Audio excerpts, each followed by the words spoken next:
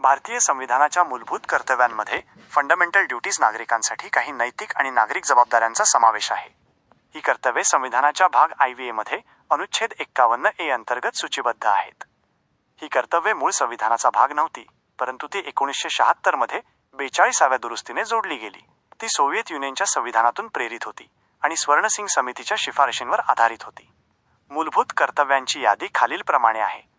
संविधानाचे पालन करणे आणि त्याचे आदर्श, संस्था, राष्ट्रध्वज आणि राष्ट्रगीत यांचा आदर करणे.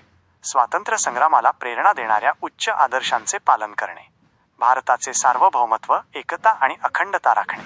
देशाचे संरक्षण करणे आणि आवाहन केले असता राष्ट्रीय सेवा करणे.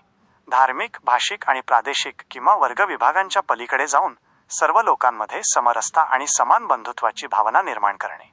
स्त्रियांच्या प्रतिष्ठेविरुद्ध असलेल्या प्रथांचा त्याग करणे. आपल्या समृद्ध सांस्कृतिक वारशाचे महत्त्व जाणून त्याचे जतन करणे. नैसर्गिक पर्यावरण जसे की वन, तलाव, नद्या आणि वन्यजीव यांचे संरक्षण व संवर्धन करणे आणि प्राणीमात्रांबद्दल दयाभाव ठेवणे. वैज्ञानिक दृष्टिकोन, मानवतावाद आणि ज्ञानाचे तसेच सुधारणेचे विचार विकसित करणे. सार्वजनिक मालमत्तेचे रक्षण करणे आणि हिंसेपासून दूर राहणे.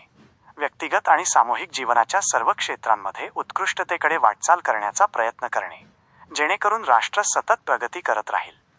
पुढे 2002 मध्ये 86व्या दुरुस्तीने आणखी एक कर्तव्य जोडले गेले, ज्यात 6 ते 14 वर्षांच्या मुलांच्या पालकांनी शिक्षणाची संधी उपलब्ध करून देण्याचे बंधन घालण्यात आले.